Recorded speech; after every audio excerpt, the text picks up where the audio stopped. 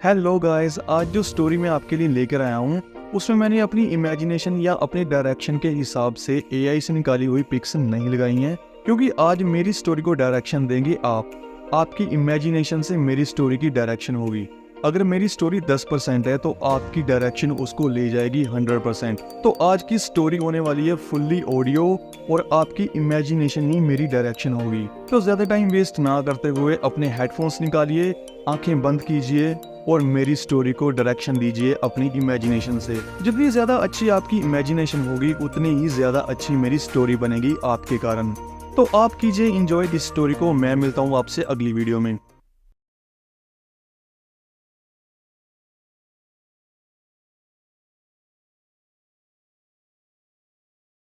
दो 2020 की बात है।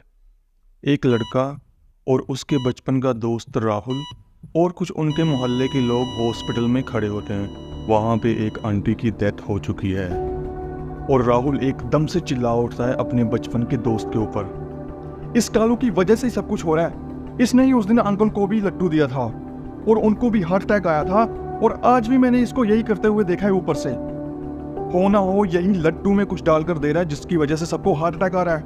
पहले तो कभी हार्ट अटैक नहीं आया यहाँ पे किसी को, और अंकल तो इतने फिट थे। वो लड़का बोलता है गुस्से में, अबे ये क्या बोल रहा है तू? अगर इतना ही शक है तो पोस्टमार्टम करवा लो, पता लग जाएगा कि मेरे लड्डू में कुछ है या तुम्हारे दिमाग में। दोनों में बहुत ज्यादा बहस होने लगती है और लास्ट में फैसला लिया जाता है कि पोस्टमार्टम ही करवाया जाएगा। आंटी की डेथ से लगभग 1 महीना पहले एक 30 साल का लड़का एक शहर में रहने आता है जो कि उसके लिए एकदम ही नया था। उस शहर में उसका ट्रांसफ़र हुआ होता है और वो एक घर वहाँ पर किराए पर लेता है। आसपास के लोग भी उसे नोटिस करते हैं। एक अंकल उससे पूछ ही लेते हैं कि बेटा कहाँ से आए हो वगैरह वगैरह। तो वो सब कुछ बताता है अपने बारे में और बातों ही बातों में अंकल जी को ये भी पता लगता है कि ये लड़का वही आलोक जी का लड़का है जो आज से 15 साल पहले यहाँ से घर छोड़कर गए थे। अंकल खुशी से बोलते हैं, बेटा पर मैं तो तुमको टिंगू ही बुलाऊंगा। दोनों हंस पड़ते हैं। वो लड़का कहता है, कोई बात नहीं अंकल, जैसा आपको अच्छा लगे, आप ये प्रसाद लीजिए। अंकल लड्डू का प्रसाद लेते हुए कहते हैं, चलो बेटा मिलते हैं फिर, तुमको भी काम पे जाना होगा टिंगू। रात हो चुकी है। रात को वो लड़का सोने के लिए जाता है और उसी वक्त मोहल्ले में चिल्लाने की आवाज़ आने लगती है। जल्दी से वो लड़का भागकर बाहर जाता है तो पता लगता है कि उसी अंकल को हार्ट अटैक आया है और उनके घर वाले उस अंकल को जल्दी से जल्दी हॉस्पिटल लेके जाने लगते हैं। पर बाद में पता लगता है कि उस अंकल की रास्ते में ही मौत हो जाती है। अंकल की डेथ के 1 हफ्ते बाद वही लड़का शाम को मंदिर से आ रहा होता है और जिस अंकल की डेथ हुई होती है उनकी वाइफ उस लड़के को रोकती है और कुछ बातें करने लगती है। ऊपर से राहुल जो कि उस लड़के के बचपन का दोस्त था वो देख रहा होता है। आंटी उसको उसके मम्मी पापा के बारे में पूछ रही होती है और वो बताता है कि उसके मम्मी पापा की भी डेथ 6 महीने पहले एक एक्सीडेंट में हो गई है। आंटी कहती है, बेटा तुम कहाँ थे उस वक्त? तो वो लड़का कहता है कि मेरी उनके साथ उस दिन लड़ाई हो गई थी तो मैं उनके साथ नहीं गया था। और बाद में कुछ बातें करते हुए वो आंटी को भी प्रसाद का लड्डू देता है और चला जाता है। राहुल सब कुछ ऊपर से देख रहा होता है। जैसे ही रात होती है तो उस आंटी को भी हार्ट अटैक आ जाता है और उनकी भी डेथ हो जाती है 1995 में। तब वो लड़का 5 साल का था। वो पढ़ने में तो बहुत अच्छा था पर उसका कलर थोड़ा डार्क था, वो मोटा भी था।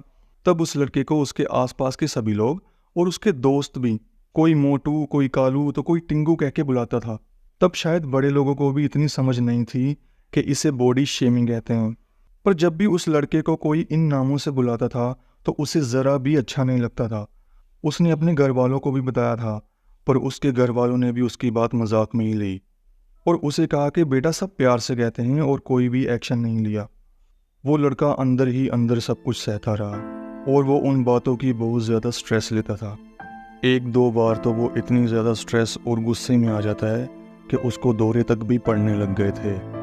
15 साल की उम्र तक वो सब कुछ सहता रहा। तब एक दिन उसके पापा का ट्रांसफ़र हो जाता है और वो वहाँ से चले जाते हैं। 2020 2 दिन बाद पोस्टमार्टम की रिपोर्ट आती है पर रिपोर्ट में वैसा कुछ नहीं आया जैसा राहुल को शक था। राहुल उस लड़के से माफ़ी मांगता है और दोनों अपने घर चले जाते हैं। अगले दिन सुबह वही लड़का प्लेट में लड्डू लेके आ रहा होता है, जैसे मंदिर से आ रहा हो। राहुल उसको मिलता है और फिर दोबारा से माफ़ी मांगता है, पर वो लड़का कहता है जितनी मर्जी माफ़ी मांग ले, ये प्रसाद तो तुझे नहीं मिलेगा। राहुल कहता है अरे यार क्यों शर्मिंदा कर रहा है, भगवान भी माफ़ नहीं करेंगे मुझे, दे दे प्रसाद। जिद करते हुए वो लड्डू राहुल ले लेता है। शाम हो जाती है। राहुल की मम्मी किसी से फ़ोन पर बात करते हुए और रोते हुए भागकर बाहर आती है। सारे मोहल्ले को पता लगता है कि राहुल की बाइक का एक ट्रक से एक्सीडेंट हुआ है और उसकी वहीं पर मौत हो चुकी है। जिस दिन पोस्टमार्टम की रिपोर्ट आई थी, उसी दिन रात को वो लड़का अपने घर में एक अलग कमरे में जाता है और कमरे में चारों तरफ शैतान जैसी तस्वीरें होती हैं और जहाँ वो बैठता है वहाँ एक खोपड़ी रखी होती है और एक मिट्टी का हाथ होता है और एक बाइक और एक ट्रक भी होता है और पास में ही लड्डू भी रखे होते हैं और वो किसी तरह के शैतानी मंत्र पढ़ रहा होता है।